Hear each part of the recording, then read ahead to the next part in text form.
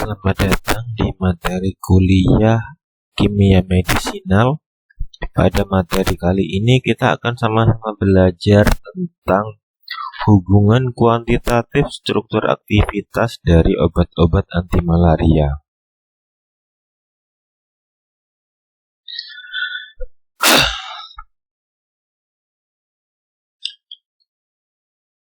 Jadi sebelum kita mempelajari tentang HKSA, obat anti malaria, kita harus terlebih dahulu mengetahui tentang definisi dari obat anti malaria, daur hidup dari parasit Plasmodium falciparum, di mana nanti di sini adalah tempat bekerjanya obat anti malaria, dan yang terakhir mekanisme kerja obat anti malaria. Oke, obat anti malaria adalah obat senyawa yang digunakan untuk pencegahan dan pengobatan malaria. Malaria itu apa? Adalah suatu penyakit yang disebabkan oleh beberapa protozoa. Protozoanya yaitu Plasmodium sp. Protozoa tersebut bisa masuk ke dalam tubuh tuan rumah host, di sini manusia, melalui jaringan pada nyamuk Anopheles betina. Dan ada 4 jenis malaria yang bisa berbahaya bagi manusia, yaitu adalah Plasmodium falciparum. Penyakitnya adalah malaria tertiana yang sangat berbahaya. Lalu ada Plasmodium vivax, malaria tersiana yang kurang berbahaya. Plasmodium malariae adalah malaria quartana yang kurang berbahaya, dan yang terakhir adalah Plasmodium ovale, malaria tersiana yang kurang berbahaya. Nah, kenapa kok bisa ada Plasmodium? Ini adalah daur hidup dari Plasmodiumnya. Yaitu yang pertama kita masukkan mulai dari gigitan nyamuk. Dari gigitan nyamuk nanti akan terbentuk dari sporozoid. Sporozoid akan membentuk skizon pada jaringan primer dan skizon pada jaringan sekunder. Yang pada jaringan sekunder nanti biasanya Plasmodium vivax dan Plasmodium ovale. Nah, skizon ini akan dikembangkan dalam sel hati. Nantinya akan menjadi merozoid. Merozoid akan masuk ke dalam sel darah merah, dan nanti terbentuknya tropozoid. Tropozoid awal dan nanti akan terjadi pada tropozoid akhir. Nantinya setelah terbentuk tropozoid akhir akan membentuk sel yang tidak seberapa mature atau sel anak-anak immature. Dari sizon, nanti sizonnya akan menjadi sizon yang matang atau sizon yang tua. Nah, sel sizon ini akan pecah dan nantinya akan menghasilkan merozoid yang masuk ke dalam darah. Nantinya pada merozoid yang masuk ke dalam darah akan menjadi gametosit betina dan gametosit jantan. Yang gametosit jantan dia akan masuk pada gigitan nyamuknya yang pada jantan, lalu pada yang betina akan menjadi merozoid yang akan berikatan dengan gametosit pada betina. Nah, nantinya gametosit jantan dan gametosit betina itu masuk lagi melalui gigitan nyamuk. Ini nyamuknya ketika menggigit juga kita menghisap darah. Ketika menghisap darah, maka nyamuknya akan menghisap gametosit jantan dan gametosit betina. Nantinya gametosit jantan akan menuju ke gametosit betina. Lalu setelah itu membentuk zigot melalui fertilisasi. Dari zigot nanti membentuk ookinet, oosit pada dinding lambungnya nyamuk. Lalu oositnya pecah dan menjadi sporozoid pada kelenjar ludahnya dari nyamuk tersebut. Nantinya nyamuknya menggigit lagi, akan terbentuk sporozoid. Begitu seterusnya siklus dari sel malaria. Di dalam pertumbuhan selalu ada siklus seksual dan aseksual. Yang siklus aseksualnya atau perkembangannya pada manusia dan siklus seksualnya ada pada nyamuk. Ini selanjutnya adalah obat-obat yang bekerja pada anti malaria, yaitu mekanisme kerja dari obat anti malaria yang pertama adalah gametosit. Gametosit ini obat ini dapat menghancurkan eritrosit seksual atau gametosit dari parasit malaria, sehingga dapat mencegah penyebaran antara plasmodia ke nyamuk Anopheles. Jadi kalau dikasih gametosit yang pada saat di sininya itu akan mati pembentukan gametositnya. Contohnya obatnya ada kloroquine, primaquine, dan quinin. Lalu ada sporozoitosida, yaitu obat kelompok ini mampu membunuh sporozoid yang masuk ke dalam sel darah sesudah gigitan nyamuk. Tapi waktu bekerja untuk obat ini sangat singkat karena sporozoid sangat cepat masuk ke dalam sel hati. Sehingga obat anti malaria ini kurang efektif untuk pengobatan terhadap sporozoid tersebut.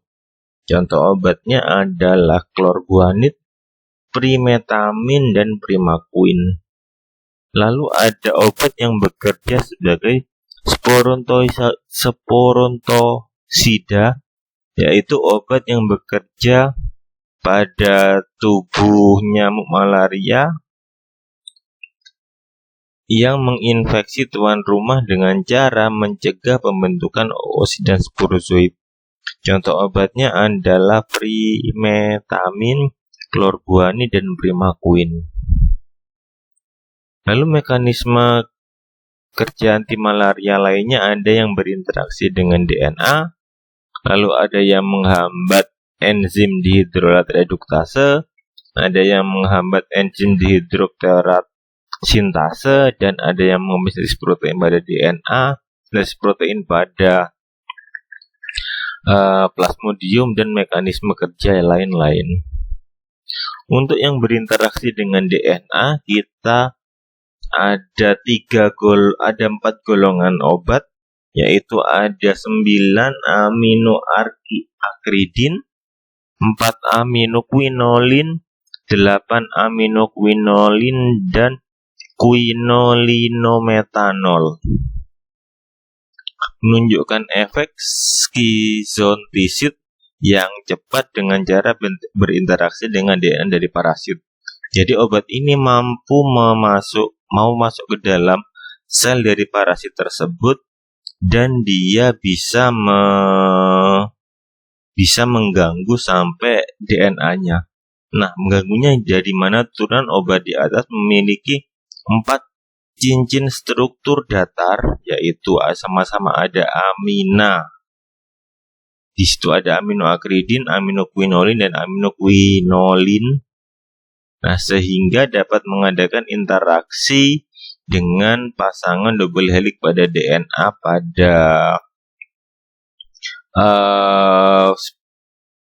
pada parasitnya melalui ikatan elektrostatik antara amin primer dan amin tersier pada rantai samping dari gugus fosfat DNA-nya.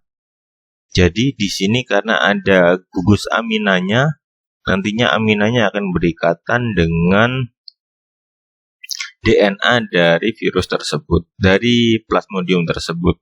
Nah, kenapa kok bisa mengikat pada DNA tapi tidak bisa mengikat pada manusia?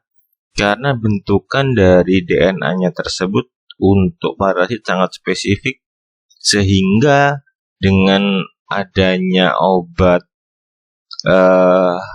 ini dia bisa berikatan dengan DNA. Nah, perhitungan orbital molekulnya menunjukkan izin aromatik planar dari turunan di atas, terutama untuk bentuk yang terprotonasi, sehingga memiliki nilai LEMO yang lebih rendah, sedang yang berpasangan dengan basa guanin sitosin memiliki nilai HOMO yang tinggi dan mudah membentuk kompleks dengan DNA. Lalu yang kedua ada obat yang menghambat menghambat enzim dihidrofolat reduktase. Nah, mekanisme dari obat ini adalah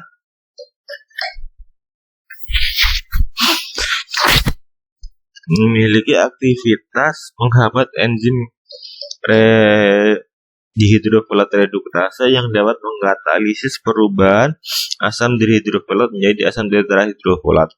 Sehingga karena ada proses hambatan pada pembentukan asam folat, sehingga dapat mempengaruhi biosintesis plasma, terutama pada pembentukan basa purin dan pirimidin pada DNA. Untuk menghambat enzim dihidrofolat sintase,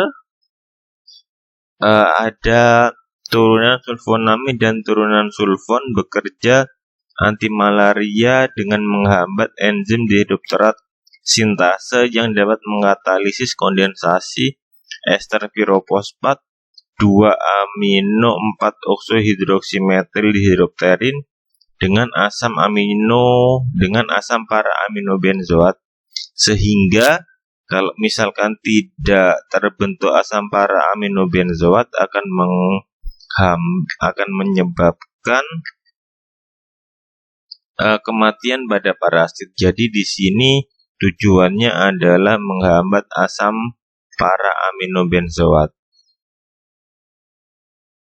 Lalu selanjutnya ada obat-obat yang mencegah sintesis protein, biasanya berupa golongan dari antibiotik. Di sini ada tetrasiklin, makrolid, eritromisin, dan squeezterpenlacton. Dia bekerja dengan cara menghambat sintesis protein dari parasitnya tersebut. Lalu ada mekanisme kerja obat yang lain. Ada kloroquine, ada sinkonin, ada quinidin, ada quinin, dapat mengikat dengan afinitas yang tinggi senyawa namanya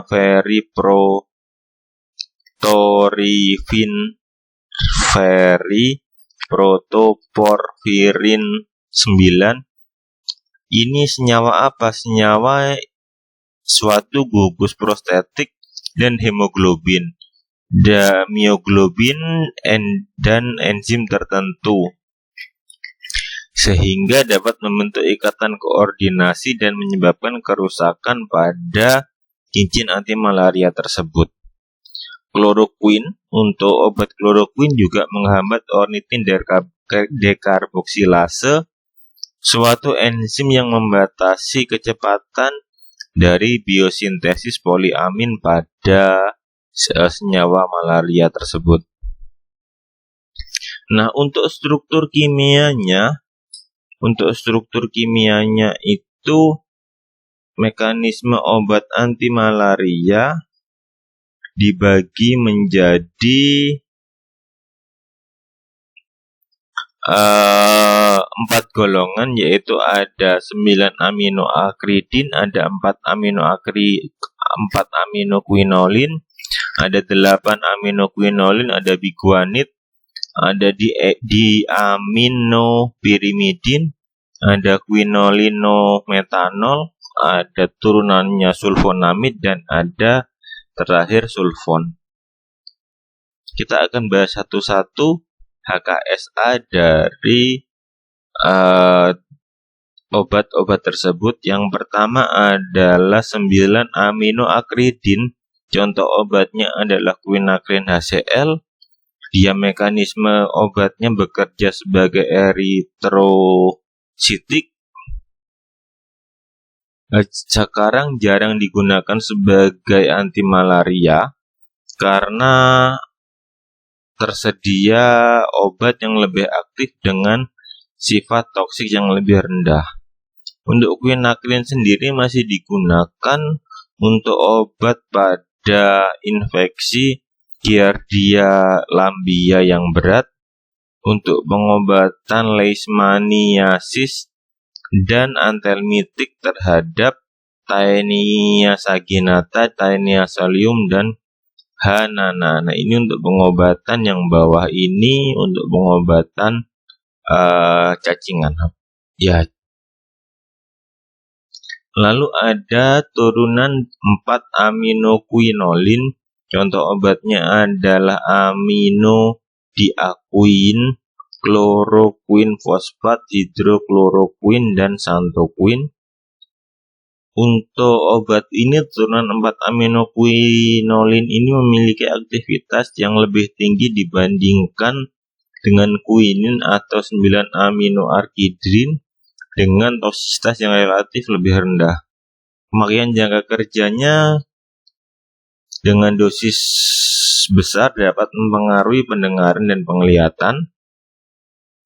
Dari 4 turunan aminoquinolin, chloroquine, dan ini senyawa ini adalah menunjukkan aktivitas yang paling optimal. Ini adalah strukturnya, di mana apabila dia gugus R2-nya yang di sini itu digantikan dengan H, maka akan menjadi chloroquine. Untuk gugus R1-nya yang ada pada sebelah rantai amin tersier, dia akan menjadikan nama chloroquine. Nah, untuk obat tersebut yang paling optimal penggunaannya adalah chloroquine, itu yang paling baik. Sekarang kita masuk di HKSA, hubungan struktur aktivitas dari 4 aminoquinolin. Yang pertama adalah posisi amin tersier. Itu menunjukkan peranan yang sangat penting seperti tadi. Untuk gugus aminanya akan berikatan dengan DNA. Lalu jarak optimal antara kedua atom N dan rantai samping 4 adalah atom C. Lalu pada substituen 7Cl pada 7, apabila kita masukkan gugus Cl akan menunjukkan substituen yang paling optimal. Lalu ada substitusi gugus hidroksi pada gugus etil amin tersier seperti hidroksikloroquine, menurunkan aktivitas. Kalau misalkan kita melakukan gugus etil pada amin tersiernya yang di sini, maka akan menurunkan aktivitasnya dan meningkatkan kadar obat dalam plasma. Untuk hidroksikloroquine akan menjadi salah satu metabolitnya adalah kloroquine. Lalu untuk C3-nya, kalau kita masukkan gugus metil, akan menjadi santoquine yang akan menurunkan aktivitasnya. Untuk aktivitasnya dari santoquine itu sepertiga dari chloroquine, karena adanya gugus C8 yang dapat menghilangkan aktivitasnya. Lalu dengan memasukkan gugus-gugus yang lain, misal quinolin, juga akan menurunkan aktivitas. Untuk memasukkan inti aromatis pada rantai samping seperti amodiaquin akan menurunkan aktivitas dan toksisitas dari senyawanya. Jadi untuk yang paling optimal di sini adalah chloroquine.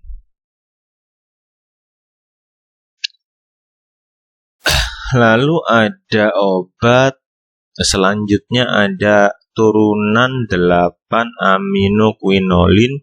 Contoh obatnya adalah primaquine, pamaquine, dan pentaquine. Untuk obat 8 aminoquinolin ini aktif terhadap bentuk eksosetrik dari parasit antimalaria yang disebabkan oleh Plasmodium vivax dan malariae. Memiliki aktivitas gametosit tetapi tidak aktif pada parasit eritrositik. Untuk turunan ini menimbulkan toksisitas yang lebih besar daripada aminoquinolin. Efek sampingnya antara lain gangguan saluran cerna, leukopenia, dan pada penderita yang kekurangan enzim glukosa 6-fosfat dehidrogenase akan menyebabkan anemia hemolitik. Ini adalah turunan dari struktur dari 8 aminoquinolin. Ini 8 amino, ini merupakan gugus quinolin. Nah, untuk HKSA-nya apabila kita memasukkan rantai samping pada atom C4 sampai 6 atom C, maka aktivitasnya akan optimal. Di sini kita masukkan 4 sampai 6. Lalu pada substitusi gugus N pada ujung amin kurang penting untuk aktivitasnya. Lalu dengan kita memasukkan 6 metoksi pada gugus yang optimal, penggantian gugus 6 di sini apabila kita masukkan gugus metoksi ini merupakan yang paling optimal. Tapi penggantian gugus hidroksi senyawa tersebut akan menghasilkan senyawa yang cukup aktif. Lalu untuk penggantian gugus etoksi akan menurunkan aktivitas, dan penggantian gugus metil akan menghilangkan aktivitas pada gugus 6 di sini. Lalu ada reaksi intiquinolin. Reaksi intiquinolin adalah menghasilkan analog 1, 2, 3, 4 tetrahidro dengan aktivitas dan toksisitasnya yang lebih rendah. Lalu golongan obat selanjutnya adalah golongan biguanid. Contoh obatnya adalah klorguanid dan sikloguanil.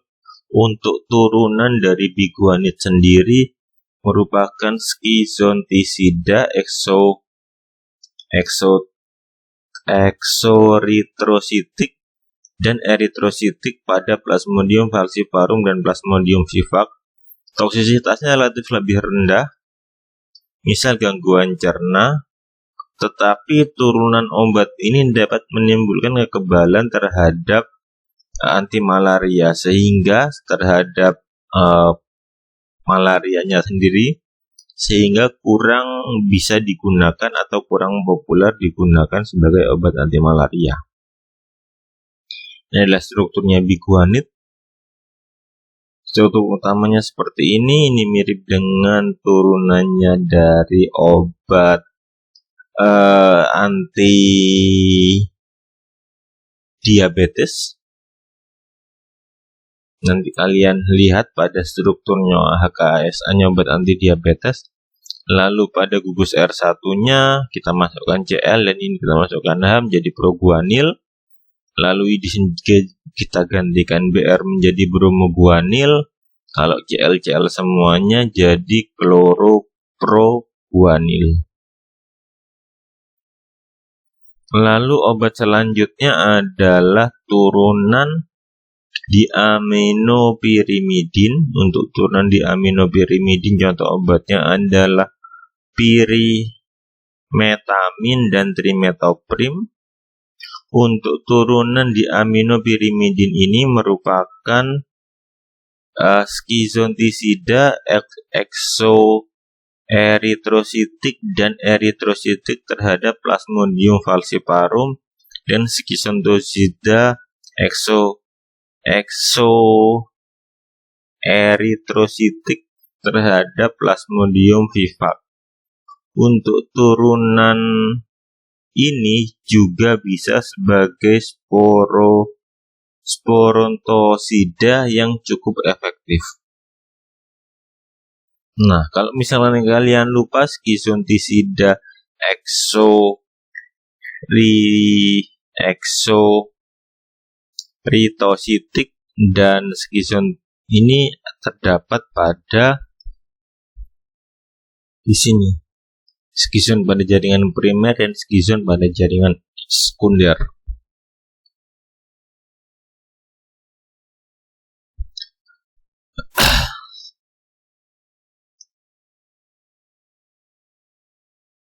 Lalu untuk HKSA-nya, jadi untuk senyawa ini akan memiliki aktivitas yang paling optimal ketika cincin 6 posisi 6 pada gugus pirimidinnya ada gugus menarik elektron, bisa berupa atom Cl pada posisi para dan fenil pada posisi Cl. Jadi di sini.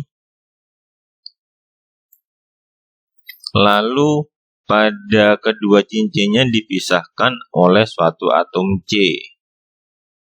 Untuk aktivitas apabila kedua cincinnya itu dipisahkan oleh atom C dan O, maka aktivitasnya akan menurun.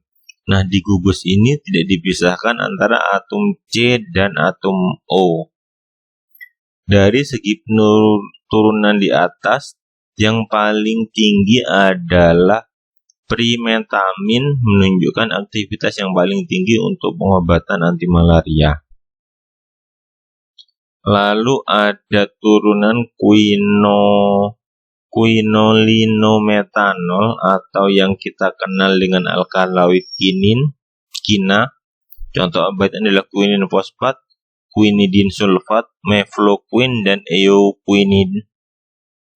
Untuk turunan dari quinolometanol tersebut terdapat pada tanaman. Ini tanaman awalnya adalah Cinchona sp atau dikenal dengan kina, terutama pada jaringan korteknya atau kulit batangnya biji kina tersebut. Kulit kina tersebut diperdagangkan dengan mengandung quinidin 5%, quinin 5%, quinidin 0,1%, sinkonin 0,3%, dan sinkonidin 0,4%. Untuk quinidin sendiri belum mempunyai efek anti malaria, tetapi lebih banyak digunakan untuk sifatnya kardiotonik. Untuk turunan quinolinometanol aktif pada bentuk merozoid parasit dan dapat digunakan terhadap Plasmodium falciparum yang sudah kebal terhadap kloroquine. Untuk efek samping dari pengobatan obat ini adalah antara lain alergi, mengurangi ototoksik atau mengurangi pendengaran, bisa agak TBC, telinga budak corok. Lalu ada pusing dan depresi mental. Ini adalah struktur umum pada alkaloid dari kinin. Jadi di sini ada gugus R1 dan ada isomer konfigurasi di sini. Nah, isomer konfigurasi di sini yang menyesuaikan dari obat tersebut. Nah, HKSA-nya gimana? Untuk struktur alkaloidnya memiliki 4 atom asimetrik, 1, 2, 3, 4. Pada atom untuk konfigurasi pada posisi konfigurasi 8 dan 9 ini merupakan yang di sini merupakan posisi yang sangat penting karena bertanggung jawab untuk membentuk eritro, yaitu quinin atau quinidin, dan 2 bentuk trio yaitu 9 epiquinidin dan epiquinin dan 9 epiquinidin. Bentuk epi memiliki konfigurasi 8R dan dibandingkan 9R. Untuk yang satunya adalah 8S dan 9S, 8 rectus dan 9 rectus, 8 sinister dan 9 sinister. tidak aktif sebagai malaria karena jarak antara oksigen antara dua atom alkohol sekunder dan atom aromatiknya lebih besar dibandingkan dengan jarak optimal. Jadi jarak optimalnya harus kurang lebih 3 Armstrong sehingga dapat membentuk ikatan hidrogen dengan reseptor dari malaria tersebut. Gugus metoksi kurang penting untuk aktivitasnya sehingga dapat diganti dengan gugus yang lain seperti Cl tanpa kehilangan aktivitas. Untuk memasukkan gugus atom C pada 8 di sini, kalau kita masukkan gugus halogen akan meningkatkan aktivitasnya. Untuk gugus quinoklidin itu tidak diperlukan untuk aktivitas, meskipun amin tersiernya cukup penting untuk aktivitasnya. Lalu secara umum pembelokan posisi 2 primer dengan gugus fenyl trifluorometil akan meningkatkan aktivitas untuk menjaga oksidasi secara in vivo, dan 2-hidroksiquinidin kurang efektif dibandingkan dengan quinine. Untuk turunan obat yang selanjutnya adalah turunan sulfonamid dan sulfon. Contoh obatnya adalah sulfodoksin, sulfometoxipirazin, sulfametopirazin, sulfosasol, acedapson, dan dapson. Untuk turunan obat ini jarang digunakan pada bentuk tunggal, biasanya dikombinasi dengan primetaprim, digunakan pada pengobatan Plasmodium falciparum yang sudah kebal terhadap kloroquine. Mekanisme kerjanya sama seperti turunan sulfonamid, yaitu menghambat enzim pembentukan dihidrokserat secara penghambatan bersaing sehingga tidak terbentuk pembentukan asam folat. Terima kasih. Apabila ada pertanyaan, silakan ditanyakan di Microsoft Teams. Terima kasih.